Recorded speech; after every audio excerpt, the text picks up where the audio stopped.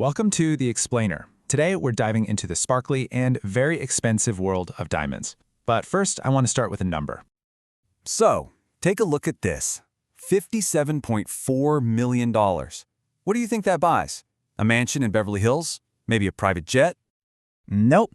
That was the price tag for 2 diamond earrings. Seriously. Back in 2017, a pair of non-matching pink and blue diamonds, they were named Apollo and Artemis, sold at Sotheby's for that exact amount. So, the big question is, how on earth does a rock from the ground get a price tag like that? Well, that's what we're going to break down. We'll look at what makes a diamond valuable, talk about the valuator's secret, the 4 C's, and see how it all works in the real world. We'll even get to the power of a good story, and maybe have you looking at your own jewelry box a little differently. All right, let's get into it. Okay, so before we get into the nitty-gritty, let's just reframe how you think about jewelry. You know, it's not just about sparkle. It's about unlocking the hidden capital you might have. That box of jewelry isn't just a collection of pretty things. It's a real portfolio of tangible assets. So how is that value actually figured out? Well, there's a kind of secret language that valuators everyone use, whether they're at a fancy auction house or a luxury pawn shop. It's a universal system known as the 4 C's. And honestly, it's the foundation for everything. All right, let's break them down. First up is clarity. You can think of clarity like a diamond's fingerprint, or maybe its birthmarks. See, because they're formed deep inside the earth under all that pressure, most diamonds have tiny little imperfections. The fewer of these birthmarks a diamond has, the rarer it is, and yep, the more valuable. Next, we've got cut. Now, this one's a little tricky because it's not about the shape like round or square. It's all about the artistry, how well the diamond's facets play with light. A perfectly cut diamond is like a tiny dazzling hall of mirrors, just bouncing light around to create that incredible sparkle. Then there's color. You know, we usually think of diamonds as being totally colorless, but most actually have a little hint of yellow. That's from nitrogen traces from when they were formed. So the closer a diamond gets to being perfectly chemically pure and colorless, the higher its value skyrockets. And finally, we have carat. This one's pretty simple. It's just the diamond's weight. But here's a pro tip for you. Bigger isn't always better. A smaller but really high-quality diamond can be worth way more than a bigger one with a bunch of flaws. It's the classic case of quality over quantity. Okay, so we've got the theory down.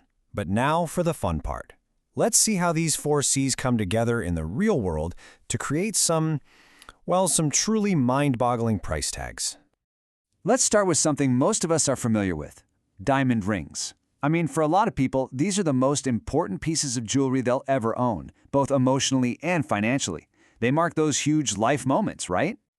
So get this. In 2018, a single pink diamond ring went up for auction at Christie's and sold for $50 million. Yeah, you heard that right. One ring. For the price of a small fleet of superyachts. And this is a perfect example of what we were just talking about. The pink legacy, as it was called, hit all the right notes. Its value is driven by 2 of those C's in a huge way. Its massive carat weight, almost 19 carats, and its incredibly rare and pure pink color. Okay, so that was all about the physical properties. But next up, we've got a diamond where the story behind it is maybe just as valuable as the stone itself. This was the selling price for a diamond called the Farnese Blue back in 2018. Now, it's still an absolutely huge number, but you'll notice it's less than the pink legacy. So what was the big deal with this one? Well, the crucial thing here was its history. This wasn't just any diamond. It had been passed down through royal families for centuries. Almost nobody even knew it existed. So it was that story, that rarity, that added this incredible value on top of the 4 C's. And that brings us to a really important 5th factor, something the industry calls provenance. It's a fancy word, but it just means the story behind the piece. Who owned it, where it's been, and as we just saw with the Farnese Blue, a good story, well, it can be worth millions. So, what else do valuators look for? Well, first off, the manufacturer or brand.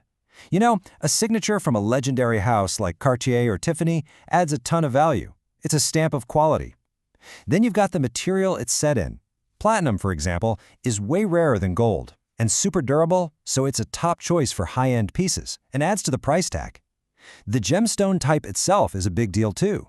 We've been talking diamonds, but the other big players, rubies, sapphires, and emeralds, can also fetch incredible prices.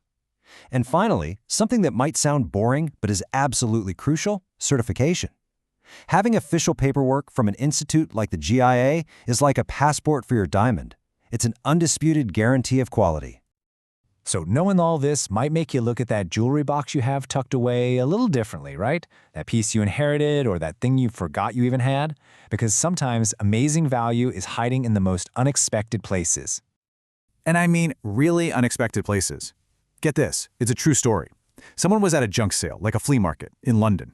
They bought a ring with a big sparkly stone that they thought was just costume jewelry. Paid £10 for it, just £10. They wore it around for years, had no idea. Well, it turns out it was a genuine 26-carat cushion-cut diamond from the 19th century, and it ended up selling at Sotheby's for more than £500,000. Can you believe that? It really makes you think, doesn't it? What hidden value might you be holding on to? That piece you never wear, that old family heirloom. What's its story? And what could its true value be? It might be worth taking a closer look. Thanks so much for joining me for this explainer.